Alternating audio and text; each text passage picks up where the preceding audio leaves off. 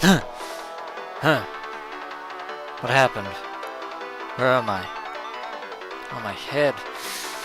My head's hurting, and I think I can hear the incessant ringtone of, that is the melody of Amadeus Kurisu. Wait a minute, where am I? Apparently I'm back outside of Yanabayashi Shrine. Let me just check my phone. What's the date? Apparently, according to the phone, it's the 15th of December 2010. Looks like the time leap worked. Anyway, welcome back once again, adventurers, to Let's Play Steins Gate 0. In the last episode, in July of 2011, the very catastrophic future of World War III that Suzuha Mane traveled back in time from 2036 to prevent had its horrific beginnings. To cut a long story short, errors have been made. Errors that will certainly be rectified from this moment forward. I hung up in the middle of the conversation, so she was probably mad. For those of you who remember, this is the point where Rintaro Okabe suffered a panic attack after a flashback of the late Kurisu Makase's death once again threatened to consume his sanity. Precipitated by this catchy yet annoying melody that is playing on Rintaro's phone. Mad. She was just an AI, an artificial intelligence. Amadeus Kurisu's anger was just a program. Kurisu wasn't Kurisu. Oh, that is to say, Amadeus Kurisu wasn't Kurisu Makase. Don't treat them like they're the same, even though Amadeus Kurisu is composed of Kurisu Makase's memories from March of this year. I shouldn't talk to Amadeus Kurisu anymore, but not for the reasons you'd think. Just the incoming call was almost enough to trigger a flashback. In my mind, I could see an image of Kurisu's bloody face, her cold stare, her accusing eyes. I should turn off my phone. This was getting bad. I couldn't even stand up. It had been half a year and things were still like this. Even I was surprised. Looks like we are going to have to talk to that psychologist and get him to give our money back, because as good of a psychologist as he is, his treatment hasn't worked. And just the memory is causing Rintaro to have another panic attack. I resisted the impulse to try and throw up again. Just turn off the phone. I wanted to get away from Amadeus Kurisu. It wasn't her fault. Indeed, if anything, she's just as trustworthy as the real Kurisu Makase. It was mine. I couldn't become dependent on Amadeus Kurisu. This wasn't right and I needed to stop. I was blaspheming Kurisu's memory. She had sacrificed herself to send me to the Beta Worldline, and I repaid that kindness by murdering her on this very worldline. Of course, could argue worldline convergence, but that doesn't change what we did. I needed to live up to Kurisu's expectations. I couldn't waste my time talking to Amadeus Kurisu. I needed to accept the fact that I couldn't save her and move on. Cut the power and shut off this call. At least until you meet Dr. Leskinen. After this, That's just brought something to my attention. I'm still I'm still a bit dizzy myself, thanks to the effect of having my memories being sent back through time to my past self, but I have a crucial piece of advice for you, Rintaro Okabe, from July of 2011. Do not, and I cannot emphasize this enough, do not trust Professor Alexis Leskinen under any circumstances. Whatever you may feel about Amadeus Kurisu, do not trust Leskinen. He is not your friend, he is not your mentor, he is hiding things from you. Get Kurisu Makase out of your mind. Don't panic. The kind, friendly words on the front cover of the Hitchhiker's Guide to the Galaxy, if memory serves. Calm down. Turn off the phone. Just have to do that. Power off? Okay. We can do this, Rintaro. We can do this. Take a deep breath. 3, 2, 1. Go! The phone went silent. Amadeus Kurisu might be confused, surprised, and eventually angry. But at the end, when we talk to her later, if we talk to her later, hopefully she'll understand our situation. I slowly stood up. Well, if Rukuko saw me like this, he'd worry. Yeah, that was the other reason why I time-leapt. In addition to preventing the... well, I should say this is connected to preventing the fires of Guiana in Akihabara. We cannot talk to Amadeus Kurisu at Yanabayashi Shrine. I should probably get out of here and leave before Ruka finds us. I was staggering a little, but I could still walk. I felt very thirsty. Nothing a bottle of Dr. Pepper can't quench. Let's make our way away from Yanabayashi Shrine.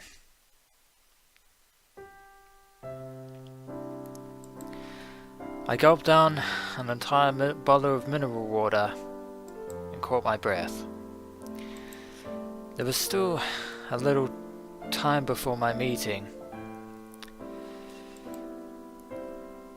Wait, what meeting? I wanted to get some air up here and recover a little. Just let me get my own bearings and see. Well, there's I can see the news talking about the encephalitis cases, which aren't encephalitis cases, but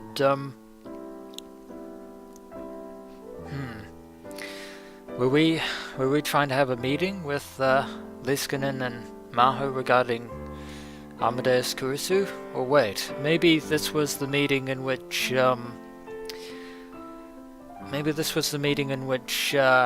Rintaro Okabe was planning to stop being a tester for fear of dredging up the past. Well, this time leap phenomena isn't all it's cracked up to be. I mean, sure, you get your memories back sometime in the past, but this is takes a bit of getting used to. No wonder Rintaro had so much difficulty with it the first time he used it on the Alpha Worldline. I looked down over the scenery below the overpass. The city was in the Christmas spirit. The atmosphere was charged with excitement. Well, hopefully by not talking to Amadeus Kurisu at the Yanabayashi Shrine this time, we might have caused something to shift in the divergence of this particular world line. Whether or not it helps our current situation, I honestly honestly can't tell you at this point, adventurers. It was the exact opposite of me. I took more deep breaths. I know I should be having feelings of deja vu at this point, given we're back in an earlier time frame, but still need to get my bearings. And Rintaro still feels like he wanted to throw up. I was getting a headache too, yeah, on account of having my memories shoved into my past self. If I went to Liskinen like this, I'm sure I'd worry him. Liskinen should be the last person who should be worried. And then I realized the two girls coming up the stairs were looking at me. I peered into the late night afternoon darkness to try and make out their faces. One of them, the girl with the short haircut, waved. They seem oddly familiar.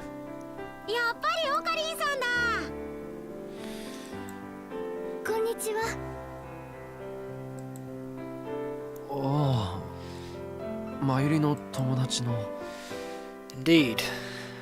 Katsumi Nakase, otherwise known as Fubuki, and Kaede Kurushima,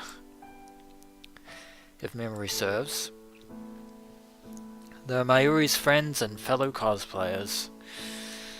I think their names were Kaede and Fubuki. Of course, at this moment in time, Rintaro doesn't know their real names, but I certainly do. I believe the girl to the left is Fubuki, and the girl to the right is Kaede.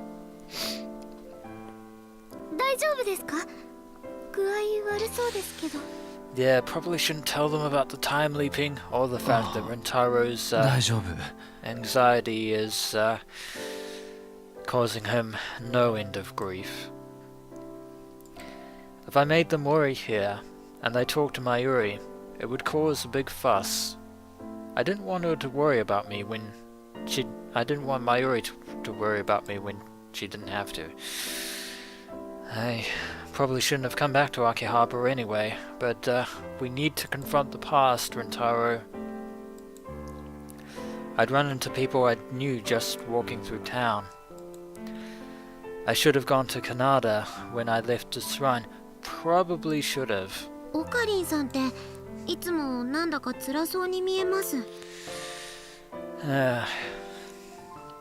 Looks can certainly be deceiving. It's much worse than it is. That doesn't really make it sound any better, does it? Indeed.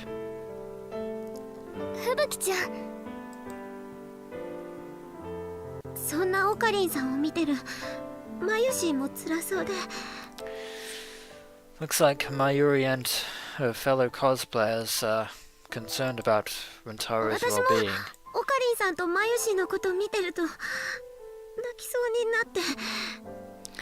And that's the last thing we want. We didn't jump to the beta worldline just to see Mayuri cry.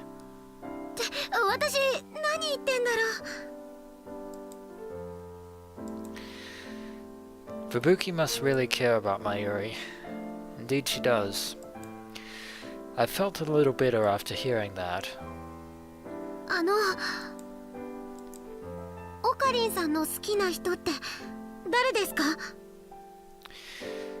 That is the last question you should have asked, Fubuki. It is not a question that you should have asked. The girl I like. An image of Kurisu appeared in the corner of my eye again. Oh dear. And with that, the feeling in my hands when I took her life came back. Not now, not now. No, calm down.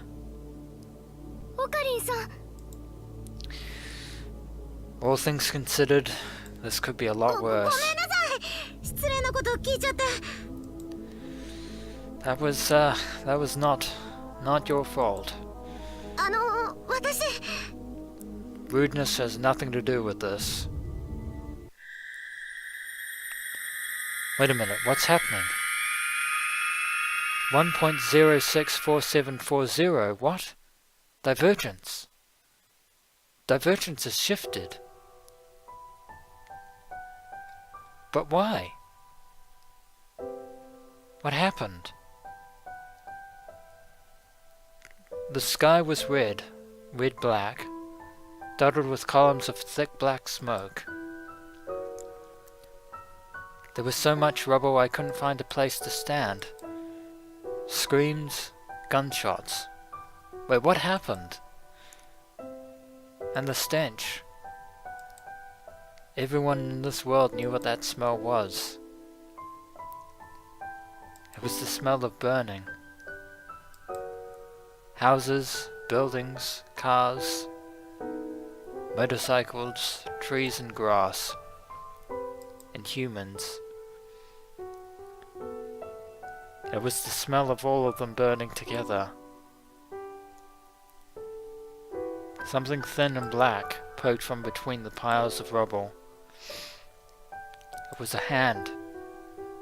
A hand unmoving, stretched up towards the sky. No, that wasn't the only one.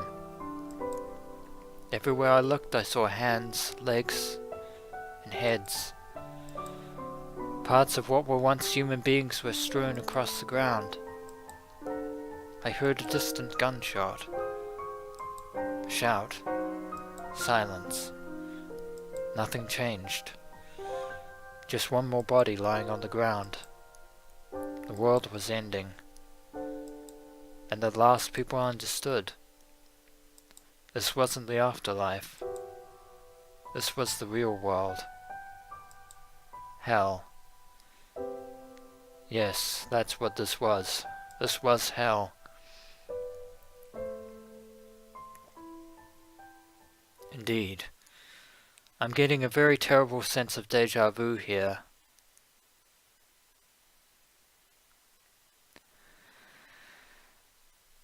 Next chapter, A Stray Sheep. We didn't get this chapter last time because we talked to Amadeus Kurisu.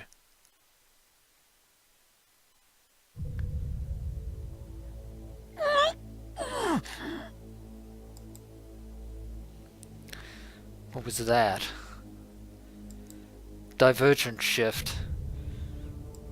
The world twisted and warped. No question about it. Reading Steiner. I felt horribly dizzy. Never thought I'd be glad to see you again, old friend, although I wish I didn't. Sometimes my vision would blur for no reason. But this is not panic attack. Not at all.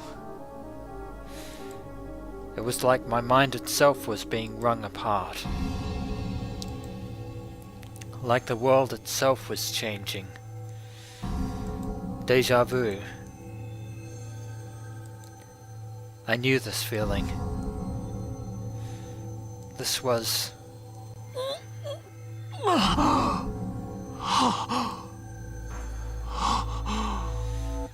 As much as we don't want to admit it, Rintaro Okabe, the sensation, we know exactly what it is. At last, the color came back to my vision. All the shouts of the pedestrians and the noise of the passing cars came flooding in at once. We've definitely shifted world lines, somehow. But we're still on the 15th of December. Still the 15th. We're not back at July 2011. We're still in December of 2010.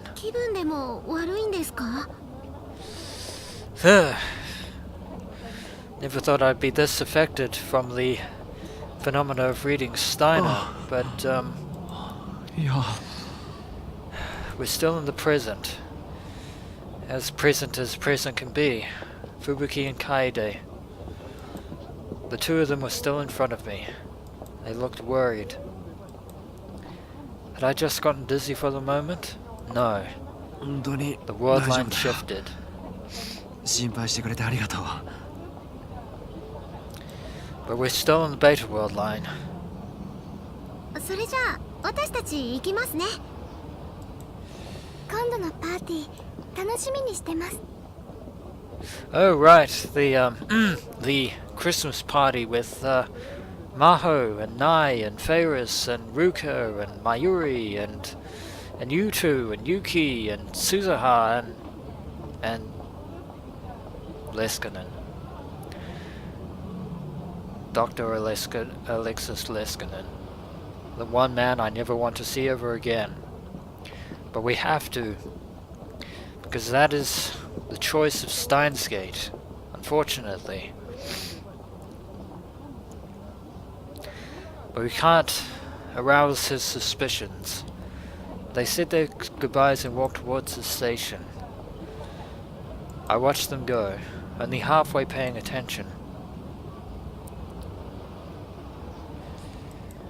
What was that? We know exactly what it was. And that is a very ominous foreboding indeed. None of the passers-by noticed me standing there. They were all experiencing time sequentially, as one connected moment after another. But I knew what I just saw. Indeed. That's right. I was the one person who understood. That feeling was reading Steiner. Which meant that the world line had changed. Someone is tampering with time and the world lines. Somehow. And we actually do need to get to the bottom of this phenomena. We failed last time. And as a result, the time machine itself was destroyed, and in the end, Rintaro Okabe gave up and surrendered to fate. But we can't do that this time. I shook my head and tried to get the idea out of my mind. No, keep it in your mind. It was impossible. The world line could only change if someone had altered the past. Well, someone has altered the past, and well, time leaping doesn't appear to have that. I'd only ever seen worldline changes after I'd sent D-mails with the phone wave TBA. For those of you who've been living under a rock, allow me to explain what D-mail is. Short for DeLorean mail. Named by the late Kurisu Makase and seconded by Mayuri Shina at the 75th Round Table meeting, if memory serves, the Alpha World Line. A text message that is capable of traveling to the past. D-mails are sent from a cellular phone to the phone wave TBA. However, they can't be sent too close to the present. Also, they may only contain a little over 36 bytes of data. The D-mail gets split up into 3 parts, each composed of 3 sets of 12 bytes of data. Anything more than that basically gets swallowed by the singularity in the event horizon of the Kerbach black hole that is being generated in the phone wave TBA. However, we can't send emails at this moment in time because we took apart the phone wave TBA shortly after returning to the Beta World Line. But somebody has a method other than the phone wave TBA at their disposal. But I destroyed the phone wave, so that could never happen again. Well, somebody has clearly found a way to do so. I'd even sacrificed Kurisu Makase for it. But then, who did this, and how? The Russians? The European Union? Or possibly the United States military and strategic focus, courtesy of Dr. Alexis Leskinen. What if someone had made a device identical to the phone wave? Indeed, that possibility is terrifyingly real, Rintaro Okabe. And we need to find that device and destroy it as quickly as possible. Lo and behold,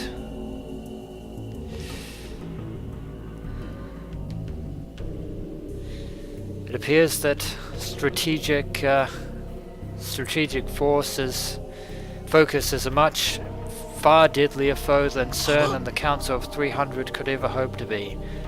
And that image right now that just flashed upon the screen, that was a jellified Mayuri Shina. Mayuri. I need to see if Mayuri is safe. I'll call her right now. But that can wait until the next episode of Let's Play Steins Gate 0. So when we return, adventurers, we'll quickly give Mayuri Shina a call and see. She should be alive on the beta worldline, but with what's just been happening so far, nothing is set in stone anymore. All bets are off. As always, adventurers, until next we meet.